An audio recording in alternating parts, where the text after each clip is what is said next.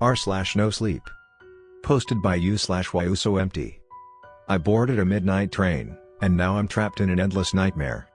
As a historian specializing in railway folklore, I've come across my fair share of ghost stories and urban legends.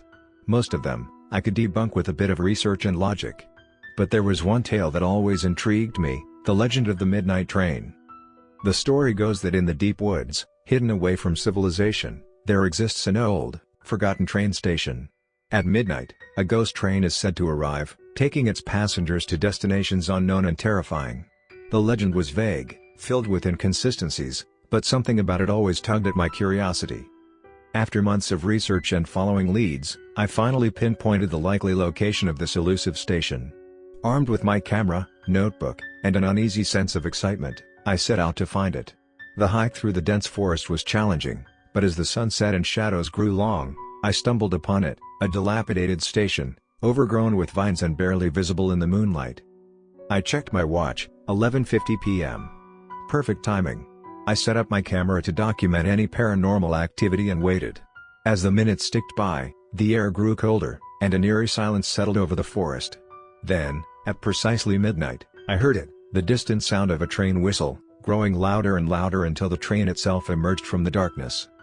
It was an old steam engine, impossibly well preserved, yet emitting an otherworldly glow. The doors opened, and against my better judgment, I boarded. Inside, the train was furnished in a luxurious, yet outdated style, reminiscent of the early 20th century. There were other passengers, but their expressions were vacant, their eyes hollow. As the train started moving, I felt a sudden jolt and a wave of disorientation.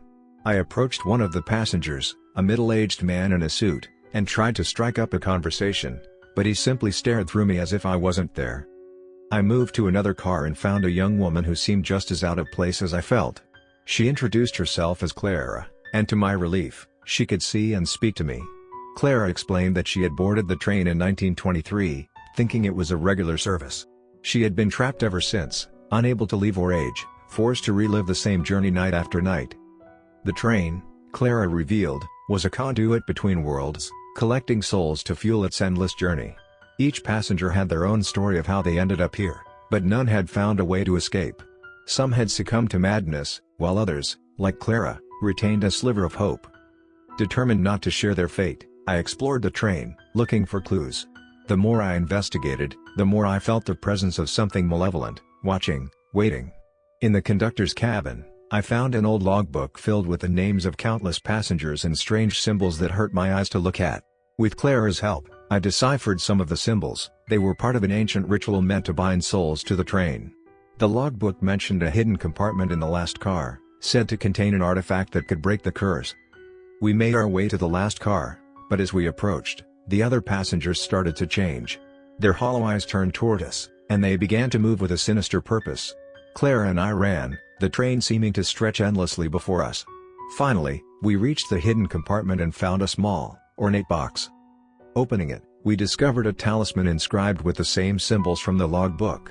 Following the instructions, we performed the counter-ritual, chanting the words as the train roared around us. The air crackled with energy, and the passengers' movements grew frantic and desperate. With a final surge of power, the talisman shattered, and the train screeched to a halt. The ghostly passengers faded into mist, their souls finally freed. Clara and I found ourselves back at the abandoned station, the train now nothing more than a rusted relic. Clara thanked me, her form flickering as she prepared to move on. "You did it," she said with a sad smile. "You set us free." As she disappeared, I felt a profound sense of relief and sorrow. I had uncovered the truth behind the legend, but at a great cost.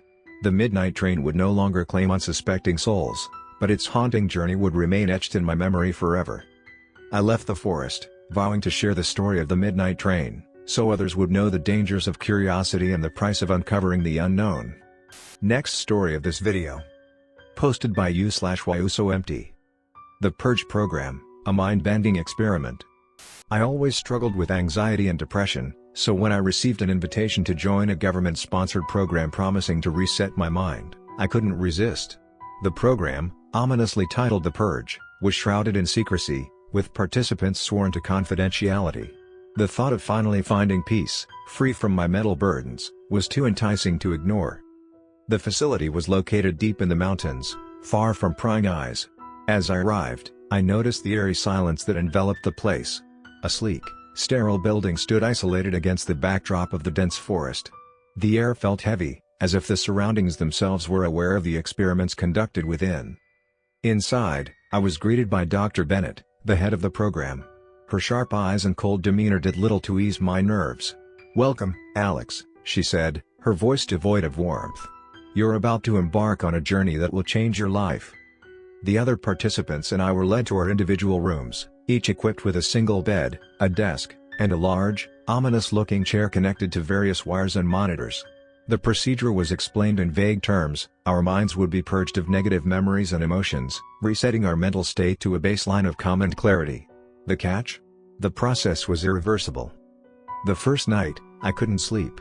My mind raced with doubts and fears, but the promise of relief kept me going. The next morning, I was the first to be called in. The chair felt cold against my skin as they strapped me in, electrodes attached to my temples. "We're beginning the purge," Dr. Bennett announced. A low hum filled the room as the machine powered up. I felt a sharp pain in my head, then darkness. When I awoke, everything felt different. At first, I couldn't pinpoint what had changed, but there was a disconcerting clarity. The usual fog of anxiety was gone, replaced by an eerie calm. As days passed, I started noticing strange occurrences. My memories seemed fragmented, incomplete. Faces of people I knew felt unfamiliar, their names slipping from my mind. During a group session, I brought up my concerns, but the others dismissed them, attributing it to the adjustment period. Only one participant, Sarah, seemed to share my unease. She whispered to me later that she had found a hidden room in the facility filled with journals, diaries of previous participants, all describing similar experiences of memory loss and eerie visions. Determined to uncover the truth, Sarah and I snuck into the hidden room that night. The journals were filled with ramblings about shadowy figures, lost time, and an overwhelming sense of dread. One entry caught my eye: "The purge doesn't reset your mind, it fragments it, connecting you to the others who have undergone the process." The more I read, the more fragmented my own mind felt. Memories that weren't mine flooded in, images of strangers' lives, their fears, their pain. The realization hit me like a freight train: our consciousnesses were intertwined, a tangled web of minds all suffering the same fate. Sarah and I confronted Dr. Bennett, demanding answers. Her cold facade cracked just a bit. "You weren't supposed to find out," she admitted. "The purge was designed to alleviate individual suffering by dispersing it across multiple minds. The more participants, the lighter the burden for each. But it seems the process is flawed." Flawed was an understatement. We were losing ourselves, our identities dissolving into a collective pool of anguish. Sarah and I knew we had to escape, but the facility was a fortress. As we planned our escape, the other participants, now seemingly controlled by the program, turned against us, their eyes void of emotion. In a desperate bid, we made it to the main control room. Sarah found a way to reverse the process, to disconnect our minds from the collective consciousness. "Are you ready?" she asked, her voice trembling. I nodded, knowing it was our only chance. As she hit the switch, a searing pain shot through my head, and I blacked out. When I came to, I was lying on the floor of the control room. Sarah was beside me, unconscious but alive. The others were no longer hostile, their expressions blank. We had severed the connection, but at what cost? My mind was my own again, but it felt empty, as if pieces of me were missing. We left the facility, vowing to expose the horrors of the purge program. But deep down, I wondered if I would ever truly be whole again, or if the fragments of the others' minds would haunt me forever. The purge had promised peace, but it delivered only horror, a nightmare that we would never escape.